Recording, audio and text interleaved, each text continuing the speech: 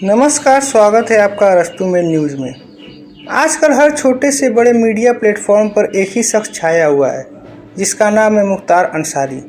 जी हाँ, एक लोकप्रिय नेता व बाहुबली की छवि वाले मुख्तार मऊ व गाजीपुर के लोगों के लिए मसीहा भी माने जाते हैं। उनके ऊपर जुर्म के चाहे जितने भी मामले हो, लेकिन आज तक कोई भी व्यक्ति उनके खिलाफ चुनाव नहीं जीत सका है। ये मुख्तार अंसारी की प्रसिद्धि ही है कि वे पिछले 25 सालों से लगातार मऊ सदर की सीट से विधायक बने हुए हैं। कहते हैं कि मऊ और गाजीपुर के क्षेत्रों में मुख्तार अंसारी द्वारा कई काम करवाए गए हैं।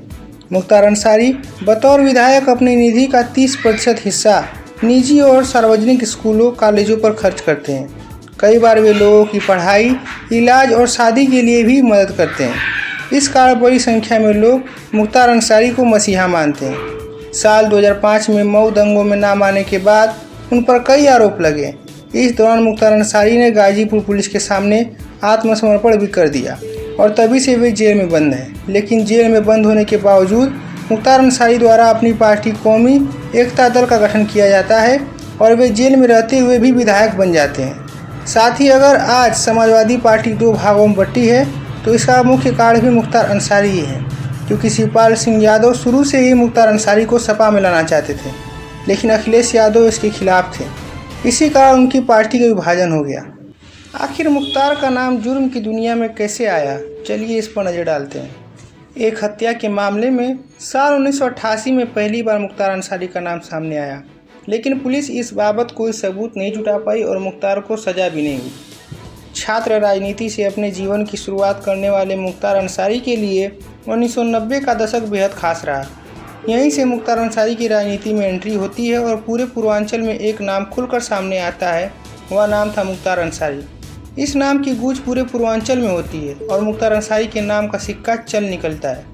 साल 1995 का दौर वह था जब पहली बार मुख्य धारा की राजनीति में मुख्तार अंसारी की एंट्री होती है। साल 1996 में मुख्तार अंसारी को मऊ से विधायक चुन लिया जाता है। इसके बाद सत्ता में आने के बाद अपने धुर विरोध व जानी दुश्मन ब्रिजेश सिंह के पीछे पहले यूपी की पूरी फोर्स को लगाया जाता है, वहीं दूसरी तरफ मुख्तार के अपने गुर्गे भी ब्रिजेश सिंह के पीछे हाथ धोकर पड़ जाते हैं। साल 2002 के आते आते दोनों ही गैंग्स का पूरे पूर्वांचल पर वर्चस्व हो जाता है। पूर्वांचल के सभी ठेके या तो इन दोनों लोगों को मिलते थे या फिर इनके जानने वाले उनके तहत काम करते थे। पूर्वांचल में एक सुबह सब कुछ सामान्य चल रहा था, लेकिन अचानक अखबारों में एक खबर आती है कि पूर्वांचल की माफिया ब्रिजेश सिंह की मुख्तार अंसारी के साथ गैंग वार में मौत हो गई। इसके बाद पूर्वांचल में एक ही माफिया बचा और वह था मुख्तार अंसारी। मुख्तार अंसारी का पूरे पूर्वांचल पर एक छत्र राज स्थापित हो गया था। ब्रिजेश सिंह के करीबियों को अब यह डर सताने लगा था कि शायद वे भी मारे जाएंगे। इस कारण वे अंडरग्राउंड हो जाते थे। लेकिन कुछ वक्त बाद ब्रिजेश सिंह के जिंदा होने की खबर आती है और फिर से दोनों गैंग्स के बीच झगड़ा शुरू हो जाता है। मुख्तार अंसारी की राजनीतिक शक्ति का जवाब ब्रिजेश सिंह के पास नहीं था। इस दौरान गाजीपुर में एक और शख्स का बोलबाला होता है और उसका नाम था कृष्णानंद राय। कृष्णानंद राय मोहम्मदाबाद सीट से मुख्तार अंसारी के भाई को हराकर विधायक बनते हैं। कहा जाता है कि ब्रिजेश सिंह को कृष्णानंद राय का संरक्षण भी प्राप्त था। मुख्तार ने आरोप लगाया था कि कृष्णानंद राय अपनी ताकत के दम पर ब्रिजेश सिंह को गाजीपुर में सरकारी ठेकों का काम दिलवा रहे हैं। कृष्णानंद राय की हत्या मामले में मुख्तार अंसारी पर आरोप है कि जेल में रहते हुए उन्होंने कृष्णानंद राय की हत्या करवा दी थी। कृष्णानंद राय की हत्या के बाद ब्रिजेश सिंह को मिला राजनीतिक संरक्षण भी हट जाता है और ब्रिजेश सिंह गाजीपुर मऊ जिले से अंडरग्राउंड हो जाते हैं। साल 2008 में उन्हें दिल्ली पुलिस की एक टीम उड़ीसा से गिरफ्तार करती है, जहां ब्रिजेश सिंह का नाम बदलकर रह रहे होते हैं। कृष्णानंद राय की हत्या के बाद भाजपा के दिग्गज नेता अटल बिहारी वाजपेयी, लाल कृष्ण आडवाणी धरने बैठ जाते हैं और सपा सरकार को मुख्तार अंसारी के खिलाफ एक्शन लेना पड़ता है। इसके बाद 2012 में महाराष्ट्र सरकार ने मुख्तार अंसारी पर मोकोका लगा दिया।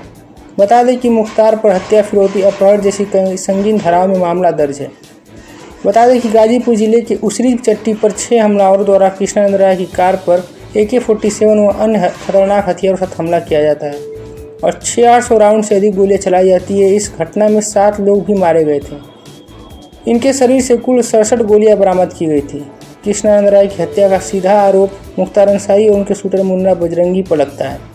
इस घटना के जो भी चश्मदीद कभी कोर्ट में गवाही देने को तैयार थे कि मुख्तार के लोगों ने ही कृष्णानंद राय की हत्या की है, उनकी भी रहस्यमयी तरीके से मौत हो जाती है। वहीं एक चश्मदीद कोर्ट में याचिका दायर कर केस को वापस ले लेता है।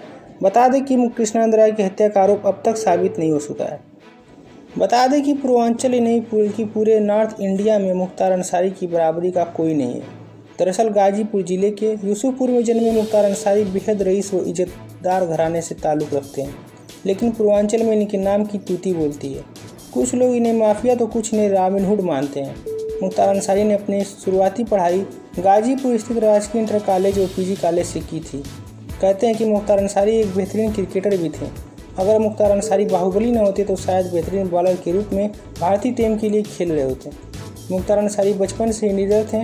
आगे राजनीति में जाने के लिए उन्होंने बनारस के काशी हिंदू विश्वविद्यालय का रुख किया। यहाँ से उनकी छात्र राजनीति की शुरुआत होती है। यही वह स्थान था जब छात्र राजनीति से वे यूपी की राजनीति में एंट्री करते हैं और मऊ से चुनाव लड़ते हैं। इस चुनाव में वे जीत जाते हैं। बता दें कि मुख्तार अंसारी बेहद नामी गिरामी परिवार से ताल्लुक़ रखते हैं। मुख्तार के दादा मुख्तार अहमद अंसारी 1920 के दशक में कांग्रेस पार्टी के राष्ट्रीय अध्यक्ष थे। मुख्तार अंसारी के नाना भारतीय फौज में ब्रिगेडियर थे। उन्हें सेना में कई बड़े सम्मान हासिल हुए। मुख्तार अंसारी के चाचा हामिद अंसारी भारत के उपराष्ट्रपति भी रहे। मुख्तार अंसारी के भाई सिफतुल्लाह अंसारी और अफजार अंसारी पहले से ही राजनीति में थे। मुख्तार के पिता मऊ के बेहद इज्जतदार कम्युनिस्ट नेता है। कहा जाता है कि इनके सम्मान में आज तक कोई भी इनके खिलाफ चुनाव नहीं लड़ा। वहीं मुख्तार के बेटे भी राष्ट्रीय व अंतर्राष्ट्रीय शूटिंग प्रतियोगिता में भारत का प्रतिनिधित्व कर चुके हैं और कई मेडल भी जीत चुके हैं। बहरहाल मुख्तार अंसारी से जुड़ी यह कहानी आपको कैसी लगी हमें कमेंट करके अवश्य बताएं। अगर यह वीडियो आपको पसंद आया हो तो इसे लाइक करें और चैनल को सब्सक्राइब करना ना भूलें। धन्यवाद।